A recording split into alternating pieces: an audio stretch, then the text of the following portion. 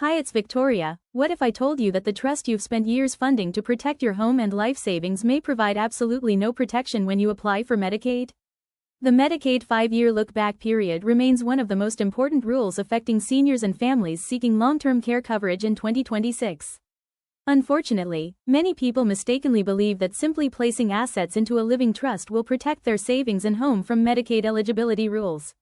In reality, Medicaid evaluates who controls the assets, not just where they are located. One of the biggest surprises occurs when families discover that a standard revocable living trust offers little protection against Medicaid. A revocable trust allows the creator to change beneficiaries, remove assets, or even dissolve the trust entirely. Because the owner maintains complete control, Medicaid generally considers the assets inside the trust to be available resources. As a result, homes, bank accounts, and investments held in a revocable trust may still count against Medicaid eligibility limits. This is where understanding the difference between revocable and irrevocable trusts becomes critical.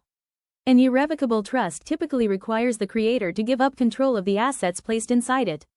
Under certain circumstances, assets held in a properly structured irrevocable trust may no longer be considered countable for Medicaid purposes. However, timing is everything. Any transfer of assets into an irrevocable trust may trigger Medicaid's 5-year look-back period.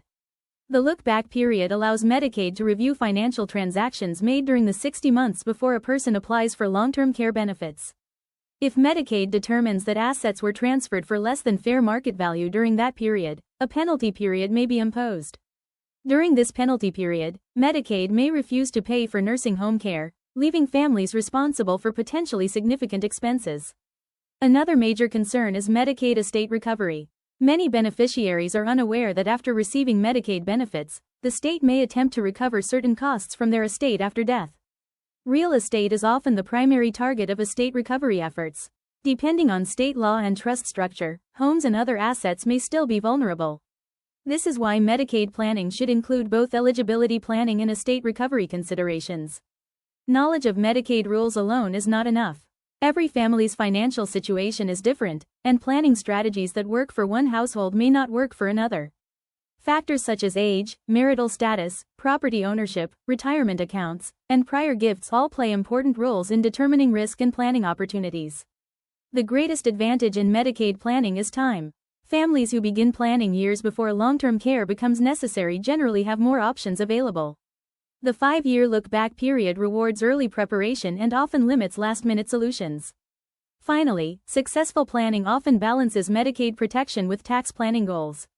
Certain strategies may help preserve valuable tax benefits, including a potential step-up in basis for heirs, while also addressing long-term care concerns. Understanding these complex rules before a health crisis occurs can help families make informed decisions and potentially preserve more of their hard-earned assets for future generations. The families who successfully protect their homes, savings, and legacy from Medicaid don't wait for a crisis.